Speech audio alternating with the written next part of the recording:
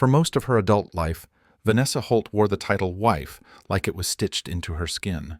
She had stepped away from a promising career in hospitality at 26 to build a home with Drew, the man who swept her off her feet with ambition, confidence, and grand promises. He said, "You won't have to worry about a thing." And for 11 years, she didn't. She kept their home pristine, handled every appointment, planned every holiday, made sure the pantry was stocked and the fridge was filled with his favorites. She cared for him in ways that no one ever saw, folding his shirts with lavender sheets between them, making sure the air conditioning was always set to his preferred 68, silencing her own emotions when he walked through the door, tired and tense. Drew worked. Vanessa gave him peace. That was the unspoken deal. But lately something had changed. It wasn't just his hours, it was the energy. He walked differently, carried himself with the looseness of someone being seen in a new way. He joined a gym 2 months ago, started buying expensive cologne without her opinion. His wardrobe went from practical to polished. Slim-cut shirts, European shoes, bold colors he never wore before. And, most telling of all, he began buying her gifts again. Out of nowhere. Gold hoops she once complimented on a friend. A surprise trip to a vineyard she mentioned 6 months ago. A new designer purse left on the bed with a note. Just because. It should have felt sweet, but it didn't. It felt like guilt. He also started keeping his phone closer. Vanessa noticed. He used to leave it charging in the kitchen overnight. Now it was always on his nightstand, face down, notifications silenced. He smiled at her like a man fulfilling a role, kissed her with more intensity, but less sincerity. She tried not to overthink it. But women know. They know when love shifts, when affection becomes performance. And then came the company gala. Vanessa wore the green satin gown Drew bought her for their anniversary. She took her time, got her hair done, chose his favorite perfume, and for a moment, she felt beautiful. Until they arrived. That's when she saw her. The new assistant, Emery Chandler. Young, sleek, brilliant white teeth, and an effortlessly flirtatious laugh. Drew introduced them briefly. Vanessa noticed 2 things. 1, Emery's lipstick matched the faint stain on Drew's coffee mug from that morning. 2, Drew didn't let go of Emery's back when they posed for a group photo. Vanessa didn't cry that night. She didn't scream. She simply watched. How Emery touched his arm, how Drew's eyes flicked to her when she walked by, how he seemed lighter in her presence and heavier in Vanessa's. That night, Drew ran her a bath, talked about the gala, said she looked incredible. But it was like watching someone act out a script, and when he kissed her in bed, she tasted distance. The next morning, Vanessa opened her laptop. She searched for discreet private investigators. By noon, she had made the call. Her voice was calm. "I need you to follow my husband. I think he's having an affair." She didn't tell Drew she loved him before he left that day. She just kissed his cheek and shut the door. And as she leaned against the back of it, heart steady and eyes clear, she whispered to herself, "Don't you dare lie to me." The first report arrived in an envelope. No email, no text. Just a slim manila folder delivered by hand to her front porch. Inside, 3 photos, a printed receipt, a single-page observation summary. Vanessa sat alone at the kitchen island, tea growing cold beside her. Her fingers trembled, but her face didn't move. She took a breath and opened the truth. Photo 1, Drew and Emery leaving a boutique hotel, his hand on the small of her back. Photo 2, Emery smiling up at him as he opened the door to her car. Photo 3, the 2 sitting inside a restaurant. Dim lighting, wine glasses clinking, her hand over his. The receipt? A purchase of lingerie, charged to a private card Vanessa didn't know existed. The observation summary confirmed what her instincts already told her. These were not casual encounters. They were intimate, frequent, well-practiced. She sat still for a long time, not crying, not shocked, just processing.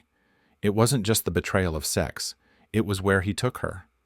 How easy he made it all look.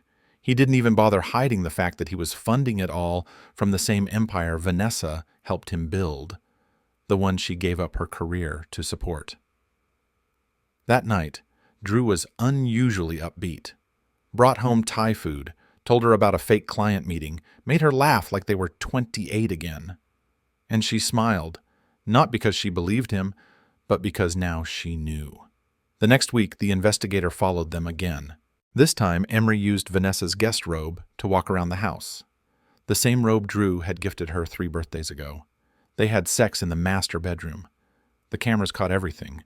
Emery's laugh, Drew's voice, the headboard slamming against the wall Vanessa painted with her bare hands.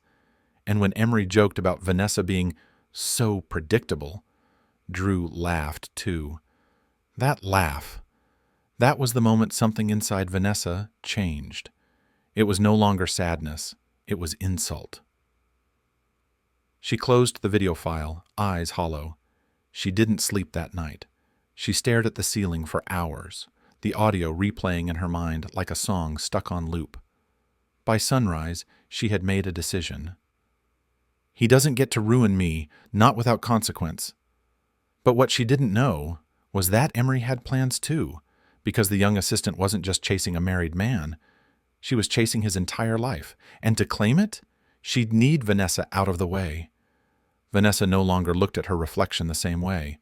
Where once she saw softness, grace, and patience, now she saw calculation. Her eyes had changed. They stayed still longer, dwelled on details, the tilt of a wine glass, the way Drew glanced at his phone, the timing of every touch. She hadn't told him she knew, not yet, because silence was safer than confrontation, and patience. Patience was a weapon. Across town, Emery Chandler watched Vanessa's life with equal fascination. She scrolled through photos on Drew's private Instagram. Vanessa at the vineyard, Vanessa at the Christmas party, Vanessa with her arm looped around Drew's. She doesn't even look like she enjoys him anymore, Emery told herself. But it was more than dislike. It was envy. Vanessa had the house, the wealth, the title, the security. And Emery? She was still the assistant, still sleeping with another woman's husband, playing second fiddle in a relationship she knew she controlled, but didn't yet own. That's what she wanted, to be Mrs. Holt. And deep down, she believed she deserved it. Vanessa, meanwhile, began her own quiet war. She transferred $10,000 to an untraceable account. She bought a second phone, met with someone she found through a friend of a friend, someone who didn't ask questions, someone who specialized in problems, not legal problems, personal ones. She gave them Drew's schedule, Emery's address, car makes, license plates. But she wasn't sure what she was asking for yet. Maybe leverage, maybe something more final. She just wanted to know she had the option. And Emery? She was digging too. She began asking Drew casual questions about Vanessa's habits. Does she still take her sleeping pills? Ever worry she might fall down those big stairs? What happens to everything? You know, if she's gone. She laughed after each one, so it didn't seem like poison. But Drew didn't laugh. He only asked, "Why do you want to know?" The distance between the two women narrowed. Vanessa began calling Drew's office more often, just to hear Emery's voice pick up. Emery began arriving at the house unannounced when Vanessa was supposed to be away. Each woman began studying the other like a chess opponent. Not out of fear, but out of the same question: who will make the first move? And when Drew began pulling away from both of them, sensing the heat, the tension, the shift, it was already too late. The storm had already formed, and soon, blood would settle where perfume once lingered. Vanessa waited until Drew left on a business trip. At least, that's what he said it was. She no longer bothered to verify. She had her own agenda. The house felt different when he was gone. Quieter, colder, less like a home, more like a crime scene waiting to happen. She walked through each room slowly, imagining it, where Emery had stood, where Drew had touched her, where their clothes had landed. She walked into the master bedroom, took off the sheets, set fire to them in the fire pit behind the house, watched the smoke rise like a black confession into the sky. That same day, Emery sat across from an unlicensed pharmacist in a small back room behind a wellness spa. She paid in cash. He handed her a small bottle, clear, odorless liquid, in a glass vial. 10 drops, mixed with alcohol. She'll fall asleep hard, deep, easy to miss steps. Will it leave a trace? Emery asked. Only if they're looking. She tucked the vial in her purse beside her designer wallet, bought by Drew, just like the earrings in her ears, just like the lies she told herself at night. Vanessa met with her contact again. This time, she was more direct. I need a solution. Permanent. Quick. No trail. The man studied her in silence for a moment. Which one? Him or her? Her. The word left her mouth like a dagger tossed onto a table. No tremble. No hesitation. She was tired of playing the victim. Tired of feeling disposable in the home she built. Tired of the world asking her to be quiet, graceful, and replaced. He'll suffer without her. That's better than killing him. The man nodded once. Vanessa left the cafe calmly. 3 nights later, their worlds collided. Vanessa returned home earlier than expected from a retreat Drew had planned for her. Emery was already inside, in the kitchen, wearing her robe, pouring wine into her crystal glasses. The 2 women locked eyes. The silence that followed wasn't shock. It was strategy. You shouldn't be here, Vanessa said softly. Neither should you, Emery replied, just as calm. They stood still, like mirrors facing each other, same poise, same venom, same chill in the spine. He'll never love you the way he loves me, Vanessa whispered. He doesn't love either of us, Emery smiled. He loves what we let him be. For a moment, Vanessa almost respected her. Then she noticed the wine bottle on the counter. Already opened. She didn't drink it, but she didn't need to, not yet, because that night would end with someone gone. But neither of them realized. Drew was watching. He had canceled his trip. Guilt pulled him home early. The moment he walked in and saw them, he knew. And for the first time in months, he was afraid of both of them. Drew stood frozen in the doorway. Vanessa and Emery hadn't heard him come in. They were too locked into each other, 2 women who had played their roles so flawlessly they didn't see the third actor entering stage left. Vanessa's back was straight, her hand resting near the wine glass she never touched. Emery leaned against the counter, still in Vanessa's robe, fingers curling around the stem of her own. It was like watching 2 vipers waiting for one to strike first. What the hell is going on? Drew finally said, his voice low but sharp. Both women turned. Neither flinched. Vanessa tilted her head slightly. Welcome home. Emery smiled, her eyes never leaving Vanessa's. You're just in time. Drew looked at the bottle on the counter, the open glass in Emery's hand, and the untouched one beside Vanessa. What is this? Ask your assistant, Vanessa said, her voice silk over steel. She brought the wine. It's your favorite, Emery added smoothly, but apparently she's not thirsty. Vanessa moved first. She picked up the untouched glass, then without breaking eye contact, poured it into the sink. Not tonight. Emery's smile flickered. Drew stepped forward. You 2 need to stop. Whatever this is, whatever it's become, it's over. Vanessa turned to him slowly.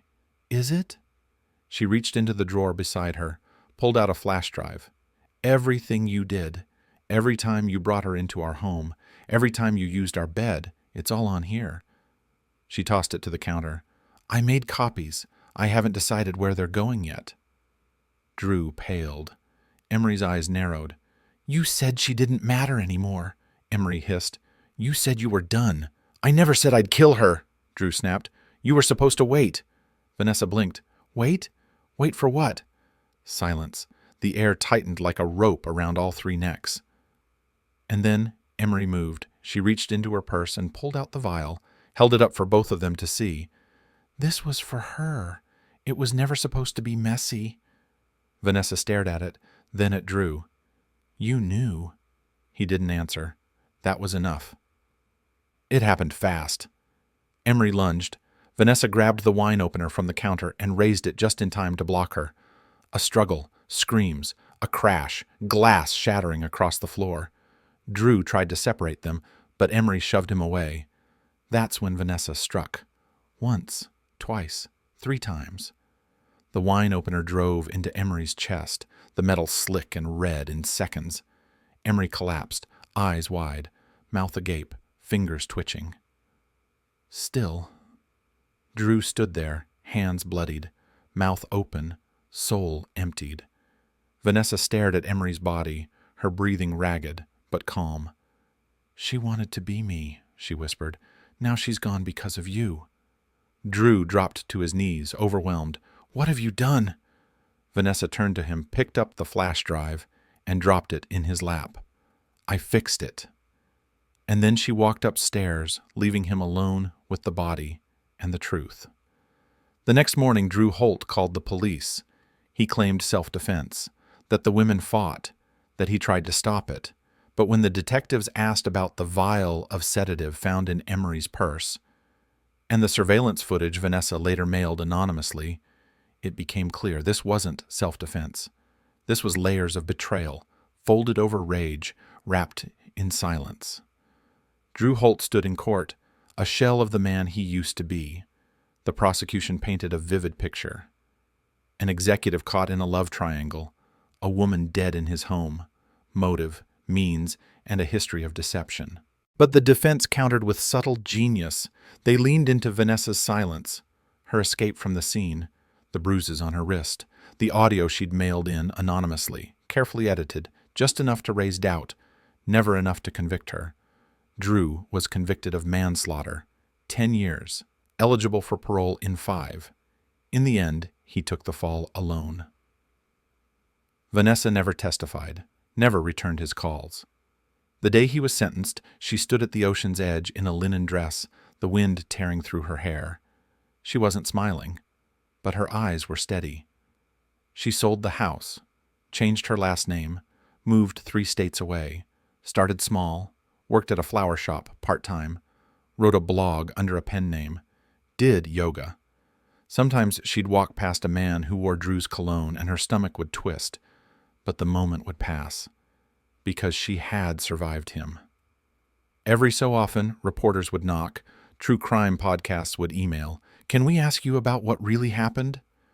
She never replied, not out of guilt, out of control. Vanessa Holt had been a wife, a ghost, a pawn in someone else's game. Now she was a legend whispered about in wine bars and online forums. She got away with it. She planned it all. She was always 10 steps ahead.